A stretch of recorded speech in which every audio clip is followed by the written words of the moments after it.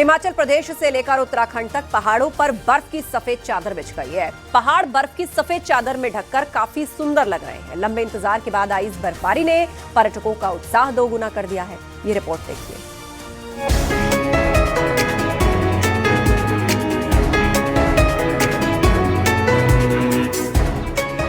उत्तर भारत के पहाड़ी इलाकों में जबरदस्त बर्फबारी हो रही है। हिमाचल प्रदेश से लेकर उत्तराखंड तक पहाड़ों पर बर्फ की चादर बिछ गई है। पहाड़ बर्फ की सफेद चादर में ढककर काफी सुंदर लग रहे हैं। लंबे इंतजार के बाद आई इस बर्फबारी ने पर्यटकों का उत्साह दोगुना कर दिया है।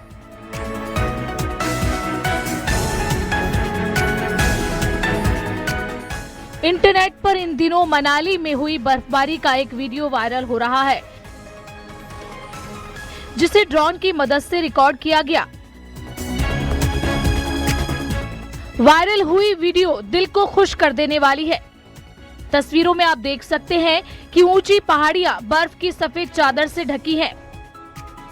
ये अलौकिक नजारा देखते ही लोगों की नजरें मानो थमसी गई और पर्यटकों के चेहरे खिल उठे। वहीं कश्मीर में पर्यटक बेखौफ होकर आनंद उठा रहे हैं। कश्मीरी मेहमान नवाजी ने पर्यटकों का दिल जीत लिया है।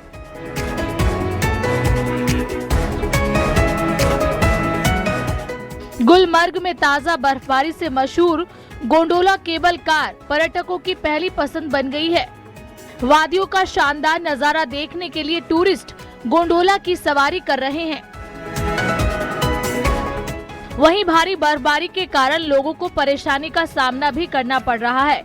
डोडा, किश्तवाड़ समेत कई जगहों पर सड़कें बंद हैं। पुंछ जिले में बर्फबारी के बाद ऊंचाई वाले क्षेत्रों में बर्फ हटाने का काम युद्ध स्तर पर जारी है। बता दें कि बर्फबारी की वजह से सड़कें जाम है, जिससे राहगीरों को काफी परेशानियों का सामना करना पड़ रहा है। जम्मू कश्मीर के 3 जिलों में अब भी एवलांच का अलर्ट जारी किया गया है। कुपवाड़ा, गांदरबल, बांदीपोरा में बर्फ का तूफान आने की चेतावनी दी गई है। वहीं हिमाचल के कुल्लू में पिछले दिनों हुई बारिश और बर्फबारी के बाद घाटी में जनजीवन अस्त व्यस्त हो गया। ग्रामीण क्षेत्र में 90 से ज्यादा सड़कें बंद हैं, तो वहीं 1000 से ज्यादा बिजली के ट्रांसफार्मर ठप पड़े हैं, जिसके चलते कई जगहों पर बिजली गुल है। Bureau report, news 18।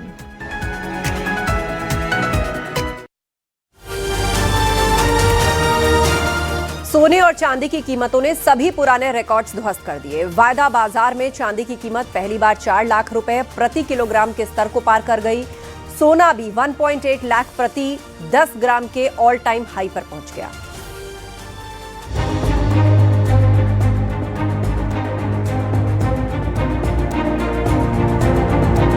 सोना चांदी ने तोड़े सारे रिकॉर्ड।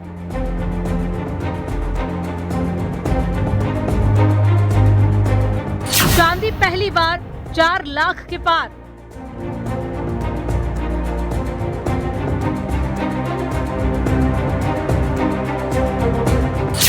सोने के दाम ऑल टाइम हाई।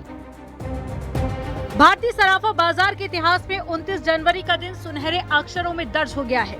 सोने और चांदी की कीमतों ने सभी पुराने रिकॉर्ड ध्वस्त कर दिए हैं और वायदा बाजार में चांदी की कीमत पिछले बार 4 लाख रुपए प्रति किलोग्राम के स्तर को पार कर गई है, जबकि सोने के भी दाम बढ़ते जा रहे हैं और सोने ने 1,80,000 रुपए प्रति 10 ग्राम का नया ऑल टाइम हाई बनाया है। चांदी के वायदा भाव करीब 6% चढ़कर 4,07,456 रुपए दर्ज की गई है। और आपको बता दें कि मई और जुलाई एक्सपायरी के सिल्वर कॉन्ट्रैक्ट्स में भी इसी तरह करीब 6% की मजबूती दर्ज की गई है। मल्टी कमोडिटी एक्सचेंज यानी कि MCX पर चांदी के मार्च कॉन्ट्रैक्ट में जबरदस्त तेजी देखी गई। भाव 22,090 रुपए की छलांग लगाकर अब सीधे 4,07,456 रुपए प्रति किलोग्राम पहुंच गया है। विशेषज्ञों का मानना है कि चांदी की औद्योगिक मांग में आई अचानक तेजी ने इसे सोने के मुकाबले अधिक आकर्षक बना दिया है। वहीं सोने ने भी निवेशकों को मालामाल कर दिया। MCX पर फरवरी वायदा सोना 14,586 रुपए की बढ़त के साथ में 1,80,501 रुपए प्रति 10 ग्राम के स्तर पर पहुंच गया है। 2,39,000 रुपए का रेट किलो का चांदी का 1 जनवरी को था और आज 4 लाख को पार कर चुका है। और ऐसे में न्यूज 18 टीम इस टाइम केएस ज्वेलर्स पे आप देख सकते हैं, ये सबसे बड़ी एक प्रतिष्ठान है जहां चांदी, सोना और डायमंड तक के आइटम्स हैं। मगर ऐसे में अगर चांदी की बात की जाए, मैं कैमरा से कहूंगा यहाँ का आप काउंटर दिखाने की कोशिश करें। निश्चित तौर पर डिस्प्ले में तमाम चीजें चांदी की हैं, चाहे पायल हो, बच्चों के हो, चाहे प्लेट्स हो, भगवान हो, या तमाम चांदी के चीजें हैं। कस्टमर्स कोई खरीदने नहीं आ रहे। हालांकि जिन लोगों ने इसको लेके रखा है उनके लिए तो मुनाफे की बात है, मगर जो लेना के लिए यहाँ मौजूद आने वाले कस्टमर्स नहीं है। पशुपेश की स्थिति बनी है, दुकानदार परेशान है, वो समझ नहीं पा रहे हैं कि इसमें कहाँ। और ऐसे में शोरूम पर आप देख सकते हैं कि जहां तक शोरूम की बात की जाए, एक लंबा काउंटर लगा हुआ है और ऐसे में कस्टमर्स इस पे नहीं परचेज करने, सेल करने के लिए निश्चित आ रहे हैं। और अगर ओनर्स की बात की जाए, उनका कहना है कि चांदी कहाँ जाके रुकेगी, ये भी अभी उनकी कैलकुलेशन से परे है। चलिए आपको बताते हैं कि सोना चांदी की कीमतों में बढ़ने के क्या क्या मुख्य कारण हैं। दुनिया भर में बढ़ते युद्ध के खतरों और आर्थिक अनिश्चितता के कारण निवेशक सेफ हेवन के तौर पर सोना चांदी पहली पसंद बन गई है। अमेरिकी डॉलर में आई गिरावट ने कीमती धातुओं को विश्व स्तर पर सस्ता और सुलभ बना दिया है। दुनिया भर के केंद्रीय बैंक अपनी करेंसी को मजबूती देने के लिए लगातार सोने का स्टॉक कर रहे हैं। इस साल अब तक चांदी की कीमतों में 60% से अधिक की वृद्धि दर्ज की गई है, जबकि सोना लगभग 27% महंगा हो गया है। याद रहे कि 2025 में भी सोने ने 64% का शानदार रिटर्न दिया था। मौजूदा स्थिति को देखते हुए जानकारों का कहना है कि सुरक्षित निवेश की मांग अभी और बढ़ सकती है। Bureau report news 18।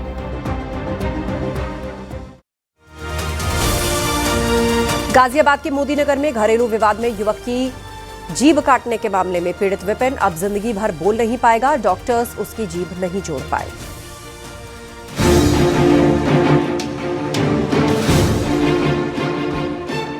गाजियाबाद के मोदीनगर में घरेलू विवाद में जीभ काटने के मामले में पीड़ित विपिन अब जिंदगी भर बोल नहीं पाएगा। डॉक्टर उसकी जीभ नहीं जोड़ पाए। पूरा मामला 19 जनवरी का है। विपिन काम से घर लौटा और खाना बनाने को कहा। इसी बात को लेकर दोनों में कहासुनी हो गई। झगड़ा इतना बढ़ा कि गुस्से में पति ईशा ने दांतों से विपिन की जीभ काट दी। दर्द से कराहते हुए विपिन को तुरंत मेरठ के निजी अस्पताल में भर्ती करवाया गया। कई दिनों के इलाज के बाद विपिन को अस्पताल से छुट्टी तो मिल गई, लेकिन डॉक्टर उसकी जीभ नहीं जोड़ सके। डॉक्टर्स का कहना है कि प्लास्टिक सर्जरी के बाद भी वो पहले की तरह बोल नहीं पाएगा। वो आइडियली इमीडिएटली उसको अस्पताल अगर ले जाते और विद इन 6 आवर्स अगर जोड़ने की ट्राई करते तो वो जुड़ सकती थी, लेकिन ऐसा नहीं हुआ है। तो उसकी जीभ को ठीक करने के लिए अब उसकी प्लास्टिक सर्जरी की जाए और उसकी टिप बनाई जाए। जो टिप उसकी किसी भी फ्लैप से बनेगी तब उसकी आवाज वापस आ सकती है। हाँ, नेचुरल आवाज नहीं आ पाएगी, लेकिन इतना आ पाएगी कि वो अपना वो जो भी ऑफिस वर्क है या जो भी उनके कार्य हैं उनको सुचारू रूप से कर पाए। ये सोशल मीडिया की लत और बिगड़ते पारिवारिक रिश्तों की खौफनाक तस्वीर है। मोदीनगर थाना इलाके के संजयपुरी कॉलोनी, जहां 26 वर्षीय विपिन अपनी पत्नी ईशा के साथ रहता था। परिजनों के मुताबिक दोनों की शादी 1 साल पहले हुई थी। विपिन एक निजी कंपनी में मजदूरी करता था। ईशा को महंगे शौक थे और वो अक्सर इंस्टाग्राम पर रील बनाती रहती थी, जिससे घर में आए दिन विवाद होता था। फिलहाल विपिन गहरे सदमे में है, किसी से मिलना नहीं चाहता और अपने कमरे से बाहर तक नहीं निकल रहा। परिवार ने कोर्ट में सबूत के तौर पर कटी हुई जीभ को फ्रिज में सुरक्षित रखा है। शुरू से ही पत्नी ईशा को महंगे महंगे शौक थे। उसे बाहर रेस्टोरेंट में खाना खाना होता था, कॉफी पीने का उसे शौक था। 400 रुपए की वे कॉफी पी जाया करती थी।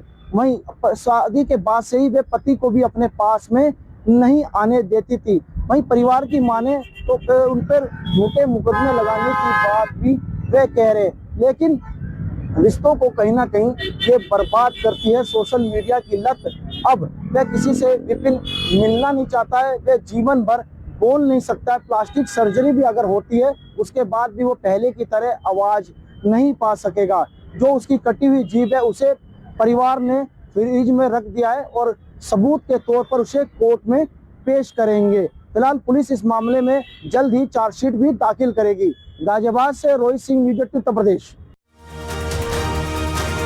ग्रेटर नोएडा से ट्रैफिक पुलिसकर्मी को कार की बोनट पर घसीटने का वीडियो सामने आया। ड्यूटी पर तैनात ट्रैफिक पुलिसकर्मी ने तेज रफ्तार कार को रोकने की कोशिश की, लेकिन कार के ड्राइवर ने वहां रुकने के बजाय ट्रैफिक कांस्टेबल को रौंदते हुए उसे बोनट पर घसीट दिया।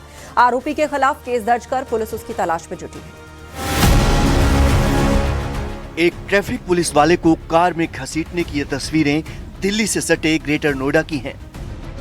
तस्वीरें सोशल मीडिया पर वायरल हैं। लोग सवाल उठा रहे हैं कि क्या ग्रेटर नोएडा में दबंग इतने बेखौफ हो चुके हैं कि उन्हें पुलिस का कोई डर नहीं। ग्रेटर नोएडा के बीटा 2 थाना क्षेत्र की AWHO टाउनशिप के पास जब ड्यूटी पर तैनात इस ट्रैफिक पुलिसकर्मी ने तेज रफ्तार कार को रोकने की कोशिश की तो कार ड्राइवर रुकने की बजाय ट्रैफिक पुलिस को रौंदता हुआ आगे निकल गया, जिसकी वजह से ये ट्रैफिक पुलिसकर्मी कार की बोनट पर करीब 500 मीटर तक घसीटा जाता रहा, लेकिन इसके बावजूद कार चालक ने कार नहीं रोकी। इस घटना में ट्रैफिक पुलिसकर्मी बुरी तरह घायल हो गया।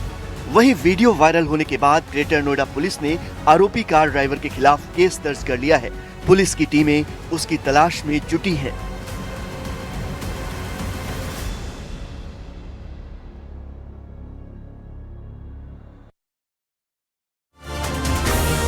कोलंबिया में लैंडिंग से ठीक पहले क्रैश हुआ विमान हादसे में कोलंबिया सांसद समेत 15 लोगों की मौत हो गई। विमान में 13 यात्री और 2 क्रू मेंबर सवार थे और कैसे ये हादसा हुआ, कब हुआ, इस रिपोर्ट में आपको दिखाते हैं।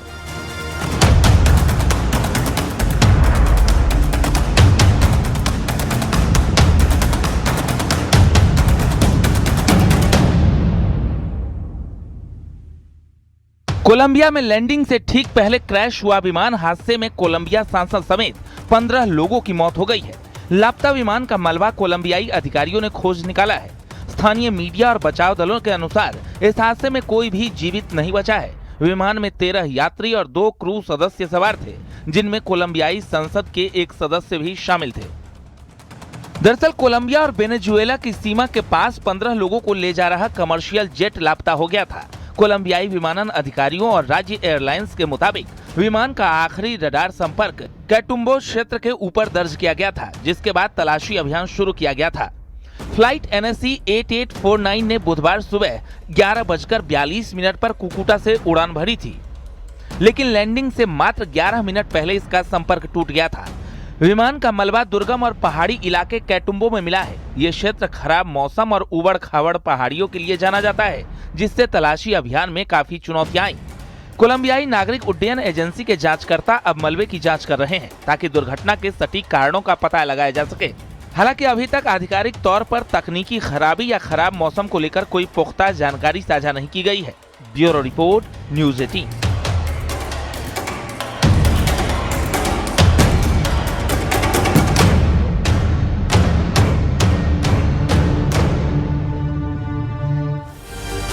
जोशीमठ के ऐतिहासिक नृसिंह मंदिर में जाख देवताओं का अनोखा और दिव्य संगम देखने को मिला। इस दौरान देवताओं ने अपने भक्तों को दर्शन दिए और उनकी कुशल क्षेम पूछी। परंपरा, आस्था और संस्कृति से जुड़े इस आयोजन से जुड़ी रिपोर्ट देखिए।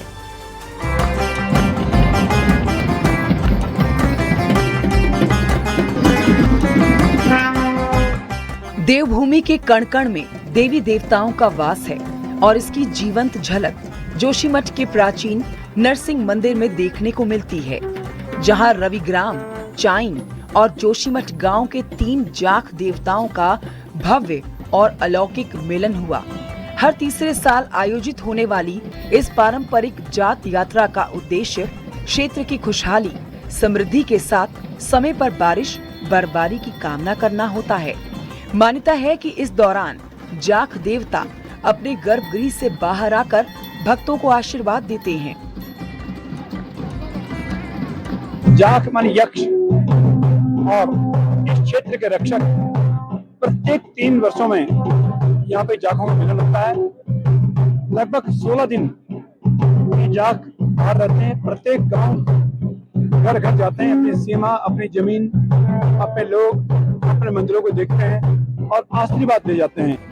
इस बार का आयोजन इसलिए भी विशेष रहा क्योंकि शीतकालीन यात्रा के चलते देश भर से आए तीर्थ यात्रियों को भी इस पारंपरिक मेले में शामिल होने का मौका मिला। ढोल दमाऊं की गूंजती थाप के बीच दिव्य नृत्य देखकर श्रद्धालु भी मंत्रमुग्ध हो उठे। और ये जो भी है, जो भी भूमियाल फेस्टिवल है या जो भी पूजा पाठ है, ये काफ़ी अच्छी है। आज पहली बार हमें कुछ नया देखने को मिला। It's quite good to see you know cultural things of different states. So yeah it's an amazing experience. मुझे मंदिर का दर्शन बहुत अच्छा लगा, क्योंकि बद्रीनाथ जी की डोली जब सर्दियों में बंद हो जाती है तो उन्हें नरसिंह मंदिर में ज्योतिर्मठ में लाया जाता है। और पीछे जो आप देख रहे हैं वो जाग देवता का नृत्य है। तो ये सब देख के एक जो अंदर से सुकून मिल रहा है, इस सुकून की तुलना आप किसी और चीज से नहीं कर सकते। सदियों से चली आ रही ये परंपरा आज भी ग्रामीण पूरी श्रद्धा और उत्साह के साथ निभा रहे हैं। ये आयोजन न केवल स्थानीय संस्कृति और धार्मिक आस्था को मजबूती देता है, बल्कि पर्यटन और आध्यात्मिकता के अनोखे संगम को भी दर्शाता है। न्यूज़ 18 के लिए जोशीमठ से नितिन सेमवाल की रिपोर्ट।